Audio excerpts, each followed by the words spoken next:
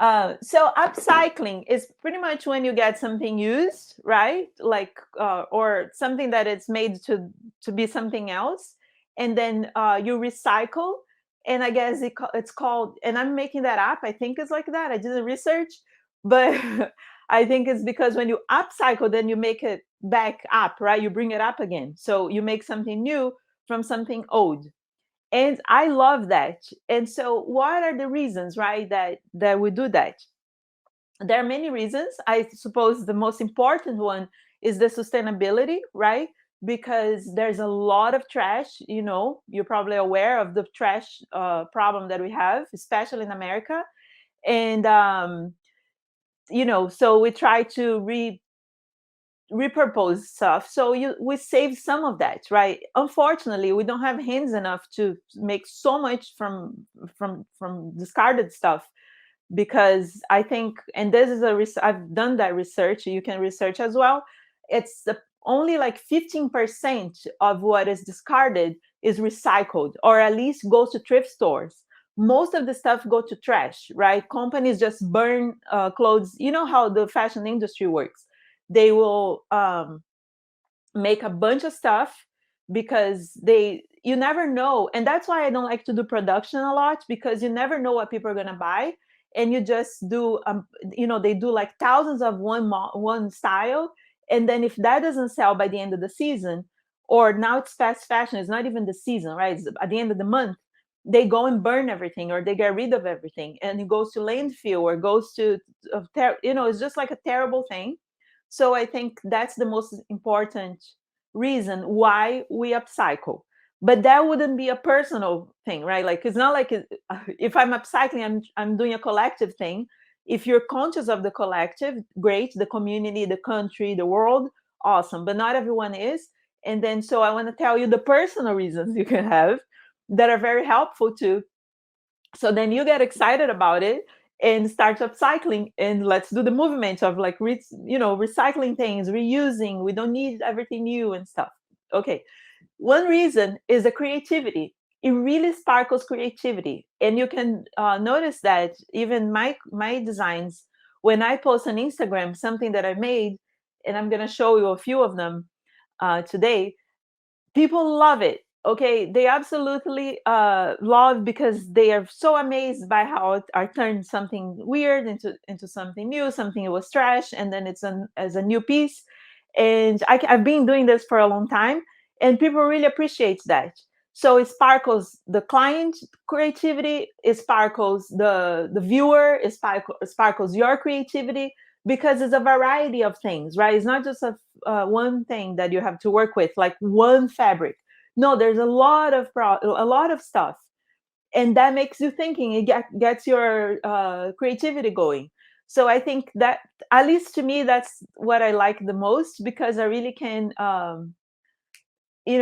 have many options, and I think that's cool. Okay, the other reason, and that's also a great reason, and I'm sure there are other ones, but I select these three because I think, to me, those are the ones that keep me going. And so the other one is the low cost of really high quality materials. Okay, for instance, in my country, we don't have a lot of. And now they say that the problem is growing, because they're copying what happens in US and Europe. But back in the day, I've been in the US for almost 15 years. When I designed in Brazil, we didn't have a lot of recycle. We couldn't do a lot of upcycling, because it's not like this crazy amount of stuff, right? And so, and if you buy, when I go there, I try to go every year, and I try to buy fabric, and like it's super exciting. If you want to get like real cool, really high quality fabric, linen, silk, I'm talking 100% silk, 100% linen. It's super expensive. Bom dia. Oi, Tanya. Good morning. So it's super expensive. You can't really have high quality fabric, because it's expensive. And here also is, you find some, but then it's not sustainable, whatever. Basically what I'm saying is, um if you go to a thrift store, you find silk, linen, of high quality, like really high quality stuff for almost nothing.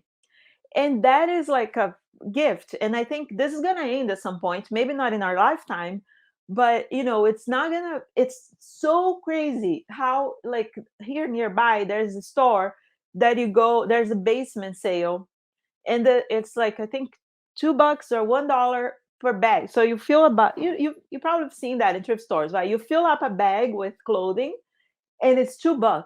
Okay.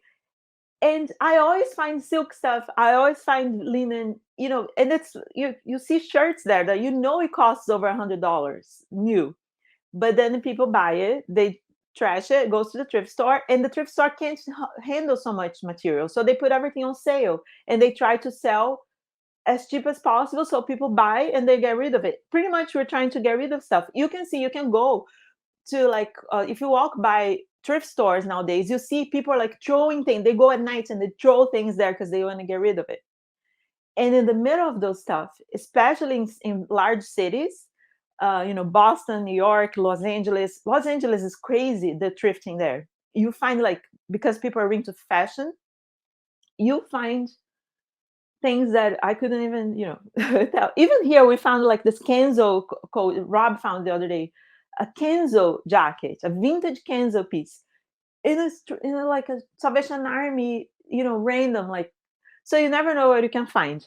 And so if you put all this together, the amount of quality stuff that you find for low price and the creativity you can have, how that sparkles your creativity, that's a gift. And that's like how you can create amazing things that will make everyone happy, because it's a win-win. You're recycling, you are showing how you can turn around stuff, it's like reviving, right?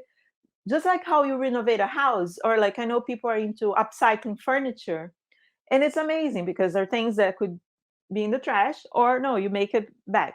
And and then, when you're thrifting, or when people when you're saving clothes, whatever, I don't know where you can get the clothes from. I mean, I do know, but whatever used stuff you can bring back to life, it's valid. um you can find out. So there's two things, right? There are vintage, which apparently, I think vintage is when it's 20 years old. Something that was made 20 years ago or more is considered vintage. And then there are the vintage designs, this and that, about the vintage stuff. But you also find new stuff that is just, newer, like 5 years old, or like 8 years old or something, that are quality. Okay. So just that's it. That's what it is. That's how I get excited, and I wanted to get you excited as well. Okay.